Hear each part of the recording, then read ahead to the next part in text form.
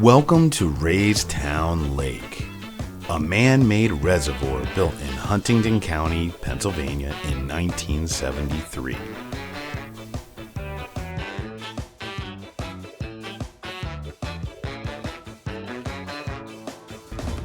The lake has a large, beautiful beach for swimming.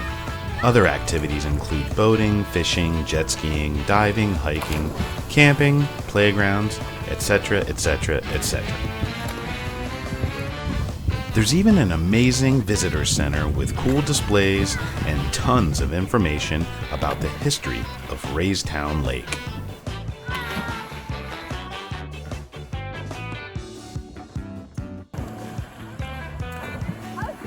However, where I come from, we don't refer to this amazing destination as Raystown Lake.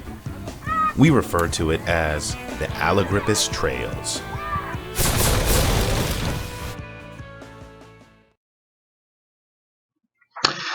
What's up, guys? I thought I would throw on another PowerPoint presentation just to talk about the video a little bit and about the trip and kind of where we went. So this isn't going to come out perfect because I'm totally not editing this. I'm just kind of using this to show you the basics of how we did things while we were down in Raystown. Basically, we kind of rented a house up this way, and it was on this side of the road. And it was 3 minutes from all the action. It was very close to everything. You know, we came out 3 houses in this small community, came out, made a left, and it takes you down this road right here. And everything we needed for this trip was basically on this road. Not a lot of grocery stores and big chain places in this area. I mean, if you want to get away from stuff, this is the place to go. And I'm going to be honest with you, like, our town where we live has gotten overpopulated like crazy, so I'm not the type of person that's looking to go somewhere where it's crowded and tons of people. Maybe our timing was just good, but there was nobody down here. I mean, it was dead. Anyway, if you come down here and you need groceries, like, honestly, we just survived by this small fishing gear slash bait shop slash grocery store. I mean, it sounds like a weird combo of stuff. Gas station. It had everything in one thing.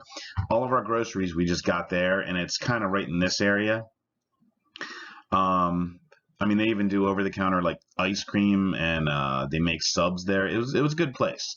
So anyway, we come down here. You pass the fishing gear slash everything store, and basically, your 2 areas you want to go to are either this way for the big parking spot. That's the big spot that goes to all this stuff, or you can take a connector over here to this section. Or if you're going down this road and you come down this way, there's a smaller trailhead. You could park here if you want to skip Stony and just jump on the Dark Hollow and ride this stuff. Now, back in 2018, that's the first thing we did as a family. My wife, Little D, Rylan, and Evan and I, we parked down here and just jumped onto this, and we did about 6 miles in this area. The kids loved it. Plenty of downhill. There's some uphill, but they kind of have it stacked so that, you know, the uphill stuff isn't like killer. It really wasn't. The kids were not complaining. And it was a hot day when we went back in 2018, but the kids enjoyed it, and they were even younger then and didn't even have a mountain bike yet. They were still riding street bikes. This stuff is smooth compared to what we're used to riding, like in Maryland. I don't know if it's because of the recent Greenbrier trip we had, but I feel like we've kind of been riding over rocky stuff most of our lives. I forgot how smooth it was up here. So anyway, so there's your one spot right here, okay?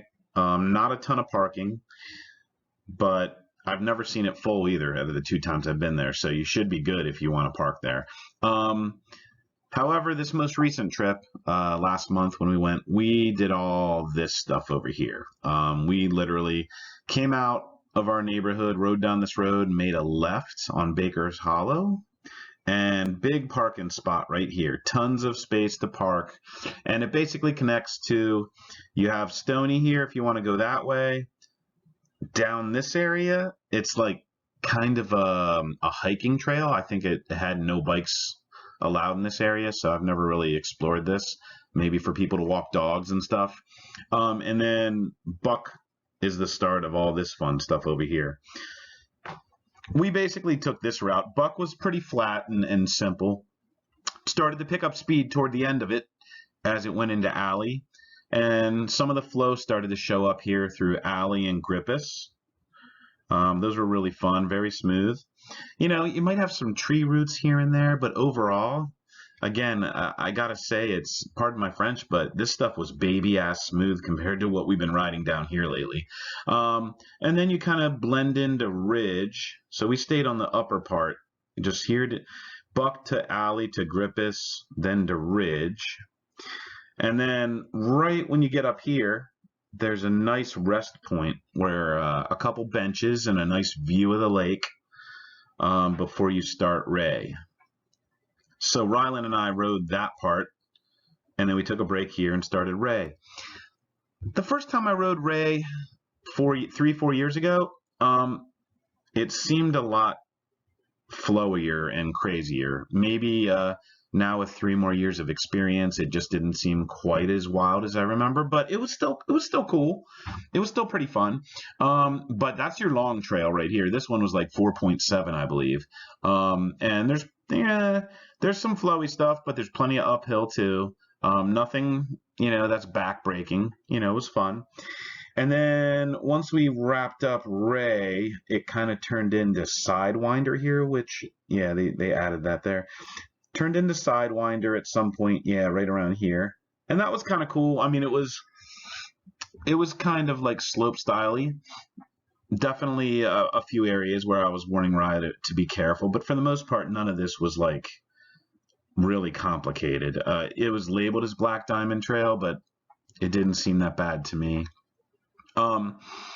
So anyway, and then you come down off Sidewinder and onto Osprey, which that one, when it starts here, that's just straight downhill all the way here. So if you literally want to skip all this stuff and just ride Buck to either Fawn or Doe and come right down on Osprey. Osprey looks pretty fun going down this way. That was the only trail I rode where I would say Osprey is only fun going this way. A lot of the trails worked out both ways. But Osprey, if you're going back up it this way, it's all uphill. And we did that. We ended up, because our goal was to hit Hydro Loop. So when we came down Sidewinder, we finished Osprey, which was fun, and it turned right in. Big break area right here, benches and everything. You could either take Hydra this way or that way. I was told by another rider that this was actually the better way to go, but I got to be honest, like, this was nice and flowy and ridiculous smooth dirt, nice views of the lake.